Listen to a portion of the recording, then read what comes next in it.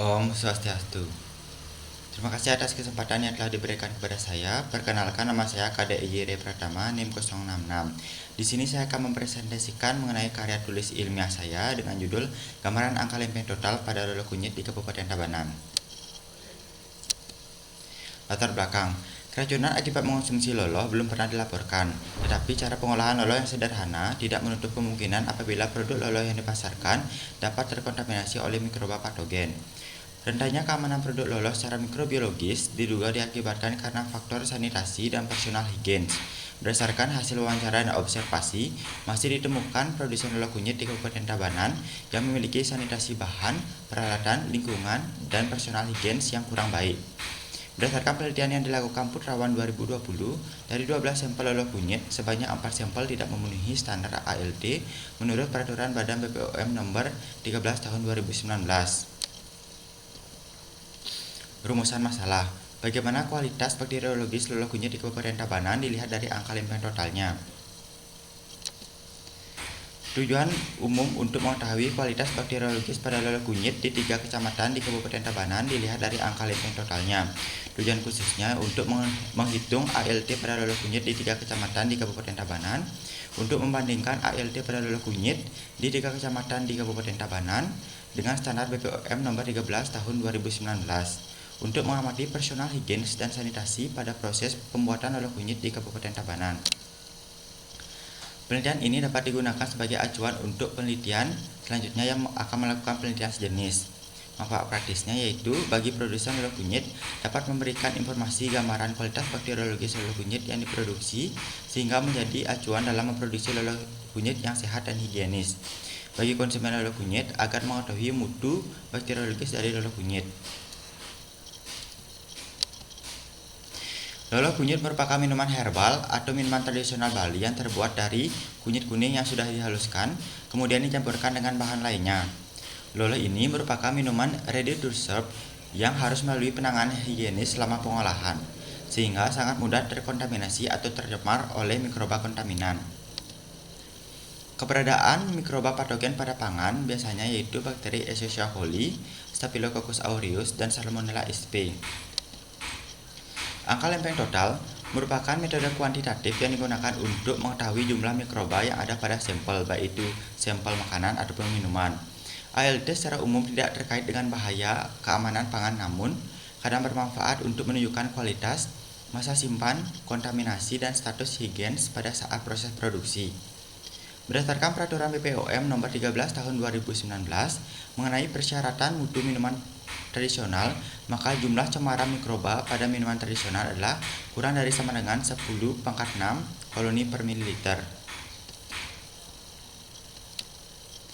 Adapun kerangka konsep dari penelitian ini yaitu bisa dilihat pada gambar. Adapun variabel penelitian dan definisi operasional bisa dilihat pada tabel.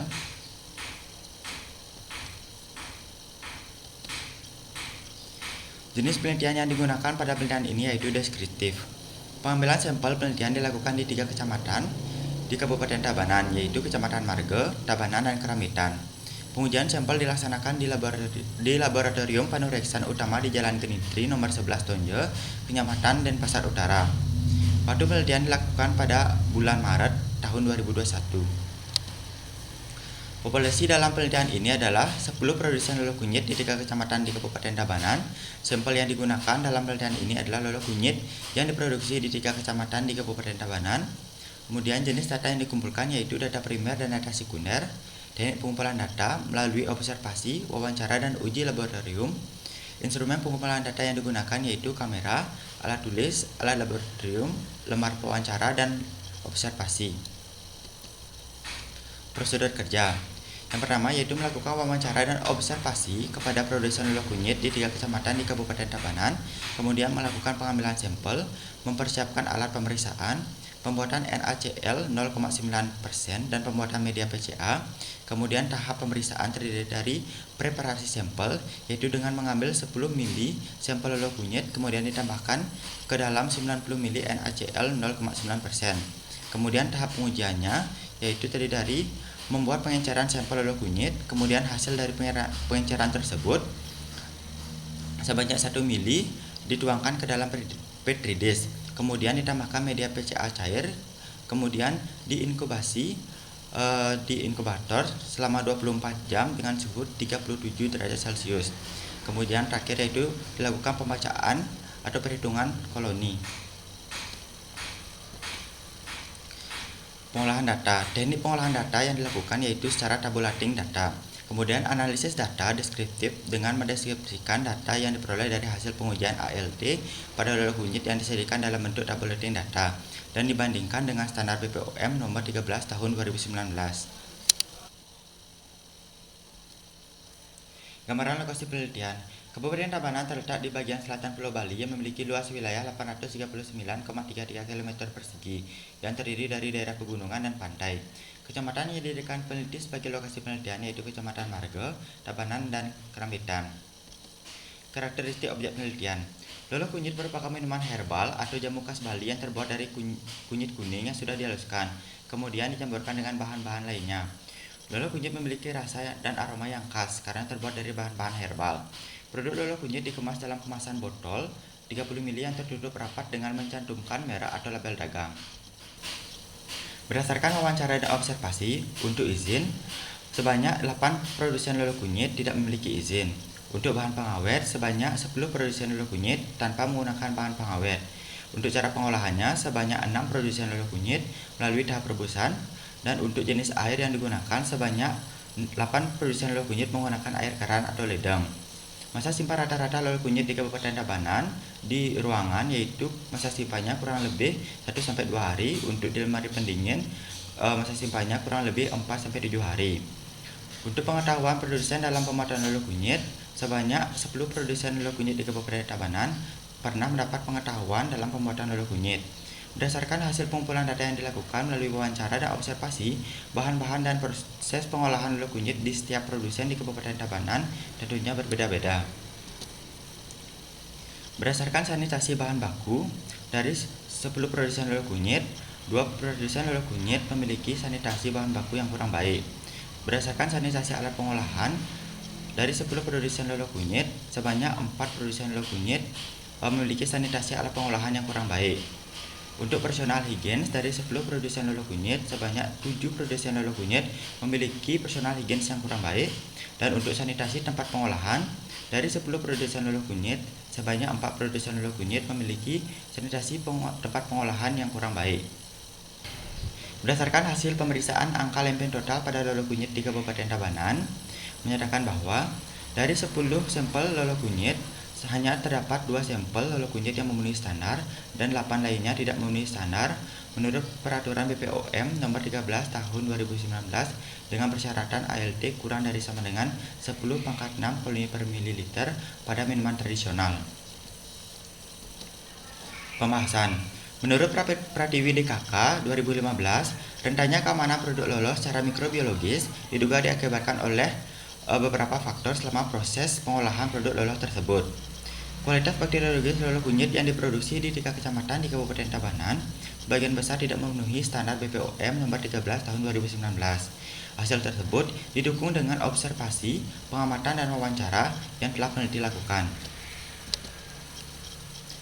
Sanitasi bahan baku. Masih ditemukannya nilai ALT yang tidak memenuhi standar pada lolo kunyit dengan sanitasi bahan baku yang baik, kemungkinan diakibatkan oleh faktor lain selama proses pengolahan. Lolo kunyit dengan nilai ALT tidak memenuhi standar didukung dengan hasil observasi, seperti bahan baku yang digunakan kurang baik, bahan baku tidak dikupas terlebih dahulu, dan keadaan bahan baku yang kurang bersih atau dalam keadaan kotor. Hal tersebut didukung oleh penelitian Tiffany DKK 2018 yang menyatakan bahwa faktor yang menyebabkan tidak memenuhi standarnya ALT pada jamu kunyit asam adalah pencucian kunyit yang kurang bersih, sehingga tanah masih tertempel pada kunyit tersebut. Keberadaan bakteri E. coli dan Salmonella menunjukkan bahwa sanitasi bahan baku tersebut kurang baik atau kurang bersih. Sanitasi peralatan. Masih ditemukannya nilai ALT yang tidak memenuhi standar pada lolo kunyit dengan sanitasi peralatan yang baik, kemungkinan diakibatkan oleh faktor lain selama proses pengolahan lolo kunyit tersebut. Lolo kunyit dengan nilai ALT tidak memenuhi standar didukung dengan hasil observasi seperti kondisi atau keadaan peralatan yang digunakan kurang baik atau kotor, cara pencucian alat yang kurang tepat atau benar, selain itu penyimpanan dan penempatan peralatan yang masih sembarangan, tidak tertata, tergeletak di lantai tempat pengolahan. Hal tersebut didukung oleh Firdaus DKK 2017 yang menyatakan bahwa ada hubungan antara kondisi sanitasi peralatan dengan jumlah angka kuman pada ikan asap. Personal hygiene. Lolo kunyit dengan nilai ALT tidak memenuhi standar didukung dengan hasil observasi seperti sebagian besar produsen lolo kunyit tidak menggunakan alat pelindung diri dan tidak konsisten dalam pemakaiannya. Tidak melakukan praktik mencuci tangan dengan tangan setelah melakukan aktivitas seperti pengambilan atau pemegang sesuatu, menyentuh, menggaruk bagian tubuh dan lain sebagainya sebelum kembali melakukan proses pengolahan lolo kunyit. Kondisi tangan yang kurang bersih seperti kuku kurang bersih dan pemakaian perhiasan, cara pencucian tangan yang masih terbilang kurang benar, bahkan ada produsen dalam mengolah lolo kunyit diselingi dengan merokok. Hal tersebut didukung oleh Supiasa DKK 2017 yang menyatakan bahwa terdapat hubungannya antara personal higienis penyamar makanan dengan angka kuman pada sate ayam. Hal tersebut didukung oleh Suryani 2014 yang menyatakan bahwa perilaku penjamah yang tidak baik memiliki risiko 4 kali lebih besar terkena angka kuman yang melebihi standar dibandingkan perilaku penjamah yang baik. Keberadaan Staphylococcus aureus ini menandakan bahwa buruknya personal hygiene dalam mengolah makanan tersebut. Sanitasi tempat pengolahan. Masih ditemukannya nilai ALT yang tidak memenuhi standar pada lolo kunyit dengan sanitasi tempat yang baik, kemungkinan diakibatkan oleh faktor lain selama proses pengolahan. Lolo kunyit dengan nilai ALT tidak memenuhi standar didukung dengan hasil observasi seperti tempat pengolahan yang agak berdekatan dengan kamar mandi, kondisi tempat pengolahan yang masih sederhana, tempat pengolahan yang kurang bersih atau lantai dalam keadaan kotor, tempat pengolahan dekat dengan jalan dan aktivitas pembangunan dekat dengan tempat pengolahan, sehingga dalam pengolahannya kemungkinan lolo kunyit tersebar oleh debu atau udara kotor. Ditemukan hewan vektor sehingga di sekitar tempat pengolahan. Hal ini didukung dengan penelitian Wulandari 2013 yang menyatakan bahwa terdapat hubungan antara kebersihan tempat produksi dengan keberadaan bakteri pada ikan asap. Hal ini sejalan dengan penelitian Solicak 2012 yang menyatakan bahwa dari 16 sampel jamu kunir asam, sebanyak 81,2% memiliki nilai ALT yang melebihi standar, yang diikuti dengan sanitasi tempat pengolahan jamu kunir asam tersebut yang buruk atau kurang baik. Keberadaan bakteri E. coli menandakan bahwa buruknya sanitasi tempat pengolahan makanan. Jenis air. Hasil penelitian ini didukung dengan penelitian Firdaus DKK 2017 yang menyatakan bahwa adanya hubungan antara kualitas air bersih dengan jumlah angka kuman pada ikan asap. Menurut Supiasa DKK 2017, tingginya angka kuman pada pangan olahan bisa saja disebabkan karena kondisi air yang digunakan belum memenuhi standar biologis atau tinggi akan kumannya, walaupun kondisi fisik air tersebut memenuhi syarat. Cara pengolahan. Masih ditemukannya nilai ALT yang tidak memenuhi standar pada sampel lolo kunyit yang diolah melalui tahap perebusan. Hal tersebut diduga adanya beberapa mikroba yang tahan pada suhu tinggi, yaitu bakteri golongan Thermophile. Berdasarkan penelitian Irdawati dan Vivendi 2011, terdapat bakteri anggota genus Aeromonas, Pseudomonas, dan Vibrio di sumber air panas di Singgoriti dengan suhu air 50 derajat Celcius. Selain itu, beberapa spora bakteri banyak yang tahan pada pemasakan dalam air mendidih untuk jangka waktu yang lama. Menurut Pertiwi DKK 2015, tingginya ALT pada lolo dikarenakan cara pengolahan yang hanya mengekstrak bahan alam dengan air tanpa melalui proses perebusan. Pengolahan bahan pangan yang kurang matang menjadi salah satu risiko kontaminasi mikroorganisme. Simpulan, hasil ALT tertinggi dari 10 sampel lolo kunyit yaitu 2,4 dikali 10⁻⁷ dan hasil terendah yaitu 2,6 dikali 10⁻⁵. Sebanyak 8 merek lolo kunyit tidak memenuhi standar dan 2 merek lolo kunyit memenuhi standar. Dari 10 produsen lolo kunyit, sebanyak 20% memiliki sanitasi bahan baku kurang baik, 40% memiliki sanitasi alat yang kurang baik, 70% memiliki personal higienis yang kurang baik, dan 40% memiliki sanitasi tempat pengolahan yang kurang baik. Saran kepada peneliti berikutnya agar hasil penelitian ini dapat digunakan sebagai acuan dalam pemeriksaan ALT maupun penelitian lainnya. kepada produsen lolo kunyit agar lebih memperhatikan kebersihan saat proses pembuatan lolo kunyit. Kepada konsumen, sebaiknya lolo kunyit yang baru diberi harus segera dikonsumsi. Sekian presentasi karya tulis ilmiah saya tutup dengan Parama Santi. Om Santi Santi Santi Om.